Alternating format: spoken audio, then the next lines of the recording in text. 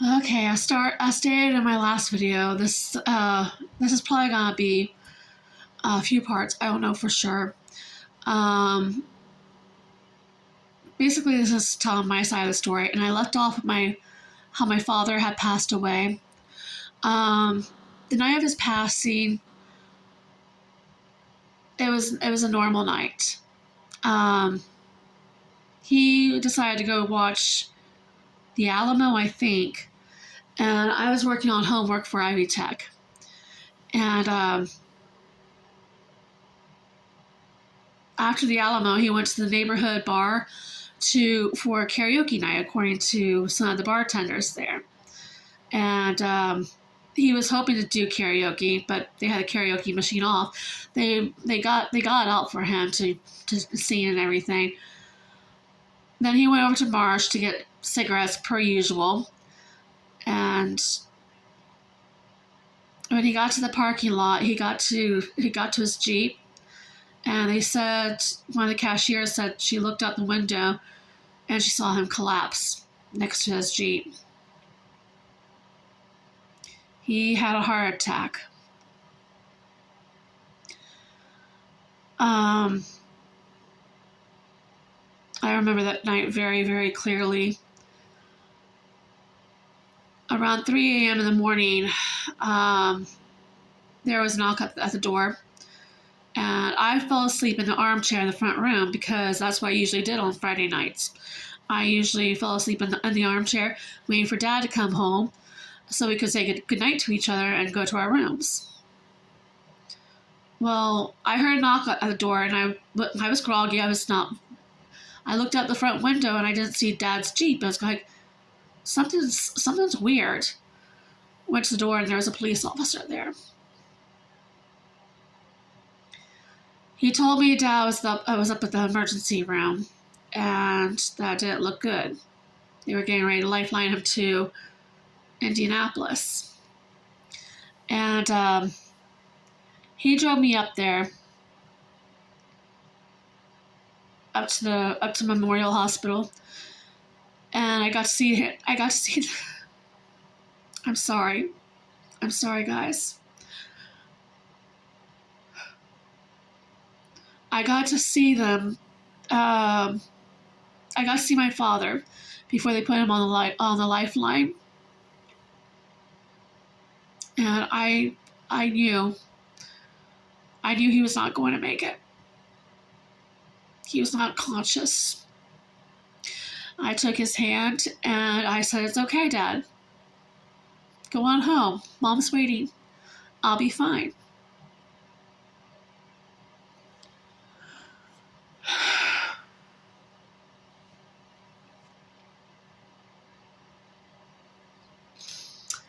Um,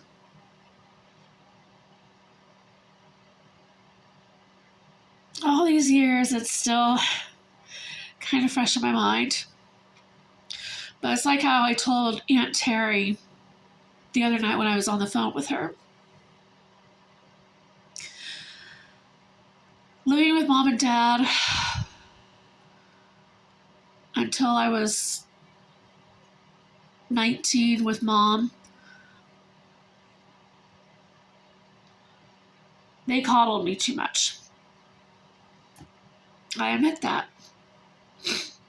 And I was not the easiest person.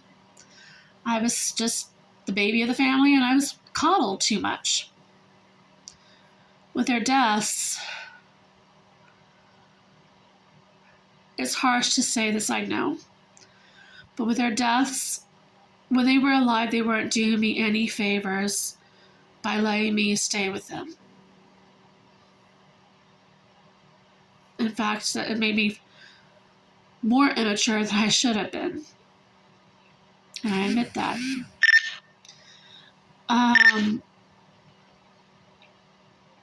but with time, I've come to realize, and it's really, really harsh to say this, like I said, with their deaths, I think it was a blessing in disguise, because now they're together, they're out of pain, And it's made me stronger. It's made me become the strong lady I am today. Thank God. I will always miss them. I love them. I know they're watching from above. But with Misty saying that I tried to destroy her family, no, I did not try to destroy her family. I did not destroy my family. You have to take everything she says with a grain of sand. Did I lie in the past? Yes, I was very much a liar. But as I got older, I don't have anything to lie about anymore. No, I did not have anything to do with calling CPS like she tells people. I did not call CPS. I was never in contact with the woman she has a grudge against. And as for Kimberly in Ohio, I haven't seen Kimberly since we were teenagers. So I don't know where Kimberly is getting all this, saying that I destroyed her family too. So unless that's all Misty telling a lie about, that's Misty telling a lie about too. I didn't have, like I said, I have nothing to do with Kimmy. Whatever is happening, she lives clear in Ohio. I don't know her face to face. I don't know her face to face that much anymore. As I said, we were barely teenagers the last time I saw her. And she was kind of wild. She was. In fact, when Grandma passed away, she messaged me and she was telling me, "Oh, you should feel sorry for me. My Aunt Barb passed away." Your Aunt Barb? What? Your Aunt Barb was my grandma.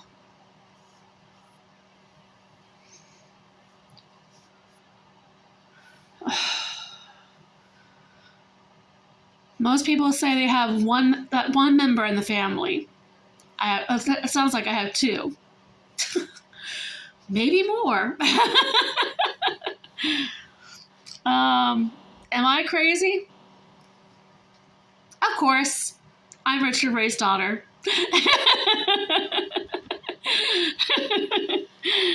The Rays are a bit crazy.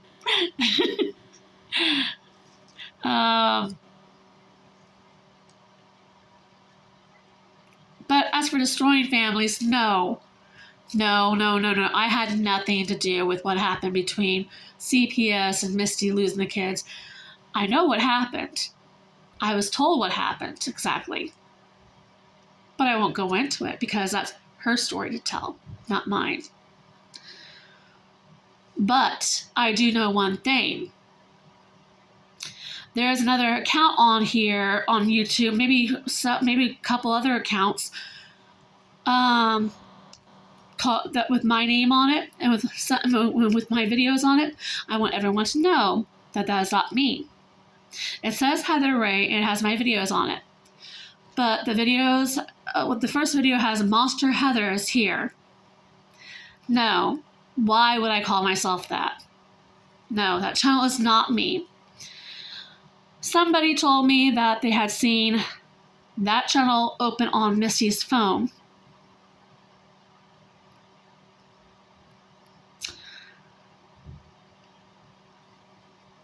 And Misty was loading a video onto the channel. So Misty is behind that fake Heather Ray account trying to make me look bad. If you look at her writing and her descriptions on her videos, you can practically match up the writing from there to how she writes on the descriptions on that fake Heather Ray account. It matches. It matches the writing stylings exactly. So yes, Misty, I do know that you are in fact behind that fake Heather Ray account. And I will provide if I can get the link, I will provide the link down below so people can see it and block it and possibly report it. I am sick and tired of seeing that channel. I've told you from day one, I will not put up with your BS.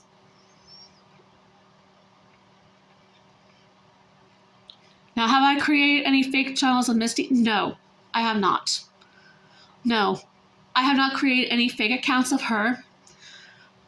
Most of the messages that she has posted or whatever, it makes me wonder if she's sending them to herself from a burner phone. Because I do remember Trisha's phone going missing one day. So maybe she does have a second phone and she's sending those messages to herself. Who knows? It's just speculation on my part. But after finding out about her being responsible for that fake Heather Ray account, it does make me wonder, was she sending herself those messages?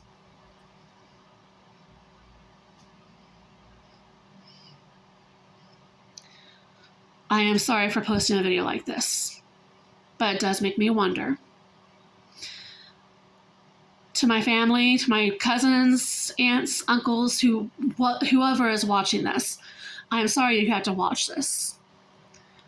I know Aunt Terry says that you are getting tired of it, but I am sick of being kicked around and bullied by my sister. And it's time for me to stand up and say something about it. I am tired of her lying about me. I am tired of her making up stuff about me that's not true. She says that I had schizophrenia because I was taking a medicine that was meant for schizophrenics when I was a teenager. No, I was never diagnosed as schizophrenic. The medicine I was on when I was a teenager was Prozac and Dexedrine. I can't remember. I think Dexedrine was also medication for schizophrenics, and that's where Misty got that idea. But I was never diagnosed as a schizophrenic.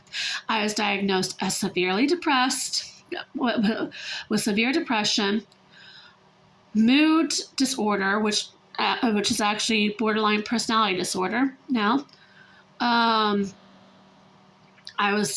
When I was younger, I was severely angry because I admit I did not have the best home life. It's hard for me to say that, but I did not have the best home life. I was a very complicated kid. I will admit to that. I was bullied in school. In elementary school at Lincoln. First, I went to Tipton Elementary, and they wanted to automatically put me on Ritalin because of how my sister was. That was what I was told. But she had never gone to Tipton, but the records do go between schools because they are in the school system. So Tipton was sure to read about her records and compare them to me. They wanted to automatically put me on Ritalin. Dad pulled me out of there. And I returned the next year. And they said I was too advanced for kindergarten. So they put me in step up at Columbia Elementary. That was my second transfer. Because Columbia Elementary was the only school that had step up. Their excuse was that I was too advanced for kindergarten but not ready for first grade. In other words, they didn't want to deal with Dad again. Then I was transferred to Franklin Elementary because my grandmother and grandfather Daniels lived right across the street. I went to their house after school, and at the time we were allowed to go home for lunch. So I did go across the street to their house for lunch sometimes. When they built Landis, I was transferred up there because Landis was closer to home. And I went there for 3rd, 4th, and 5th grade. All during this time, they knew I had a learning disability. They knew I needed the help. Did they seek out any help from me? Did they talk to my parents about it? No. But that was not entirely on the school's part either. Dad was in denial that anything was wrong with his little girl. Dad was in denial that I had a learning disability. I remember days when he tried to help me with my math, and it just did not sink in. It got to the point where I did not want to bring my homework home at all, because Dad would help me with my math and it just did not stick. And he would get to the point where he was yelling at me and saying, "Why are you being so stupid?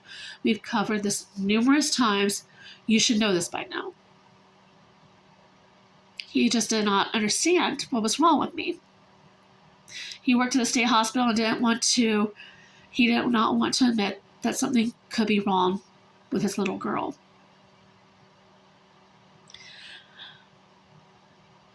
Finally, I got to Lincoln.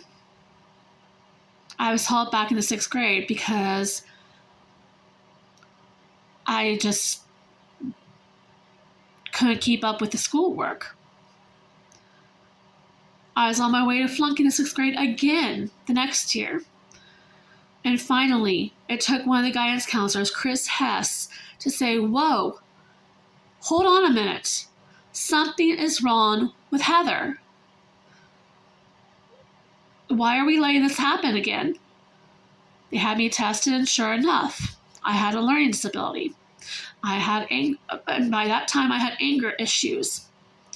So they put me into emotionally handicapped special education. And that was the best move for me. Because, yes, we learned slowly, but we learned the same things that the other students learned. We had opportunities where we could transfer into normal classes, whatever normal was. But I had to say those were the best those were the best years, because Mr. Hancock was the best teacher. He knew how to handle he knew how to handle his kids. Whenever I had to get away, because I was the only girl in the class until 7th grade. The middle of 7th grade, we finally got another girl in. I was the only girl in a class of 8 boys. And when I needed to get away, Mr. Hancock would take me down to the gym to shoot baskets, or we would take a walk around the school so I could mellow out. It was not easy being the only girl in that class with 8 boys. It was like have 8 big brothers. And for that, I was grateful. They were very, very protective. I remember one day I was coming back to class from band, and another boy had slapped my clarinet case out of my hands. The pieces went flying all over the hallway. And I was getting ready to pick them up until one of the boys from my class came out and saw what had happened. And he said, "No, do not pick those up. I will go get him." I was like, "What do you mean you'll go get him?" He came back a couple minutes later, dragging the boy that had knocked the case out of my hands by the collar, and ordered him to pick everything up and to apologize to me. So that's what I mean it was like having 8 big brothers looking out for me. Into high school, still had that, but not as much. We weren't a tight-knit group like we were in middle school. But it was still there. It was still very much there. It was junior year that I was finally able to be mainstreamed for most of my classes. But senior year rolled around and they had lost that funding for mainstreaming, so I was back into emotionally handicapped classes. But if it wasn't for Chris Hess as a guidance counselor, I probably would not have finished school. And I am so grateful that she did finally realize something was wrong with me.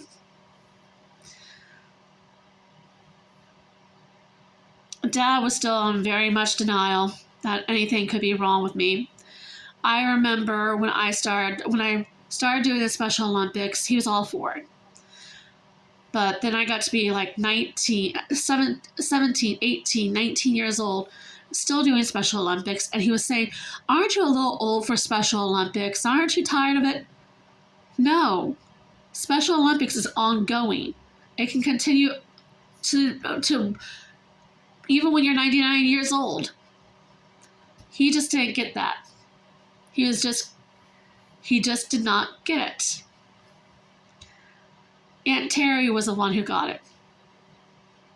And she has been a blessing because she went with me to the athlete leadership program.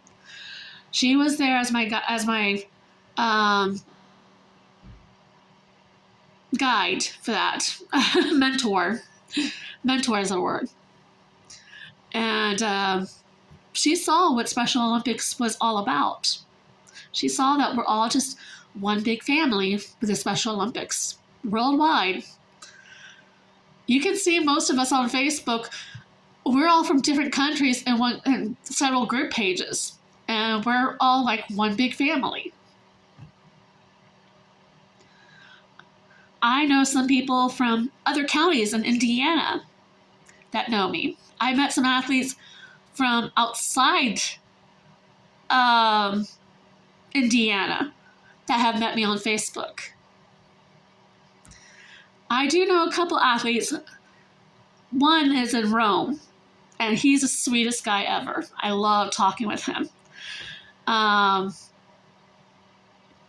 But yeah.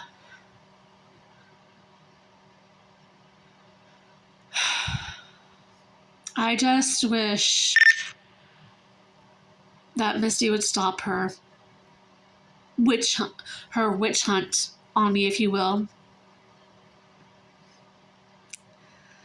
Because what you see here, this is what you get with me. And I love you all very, very much. Bye.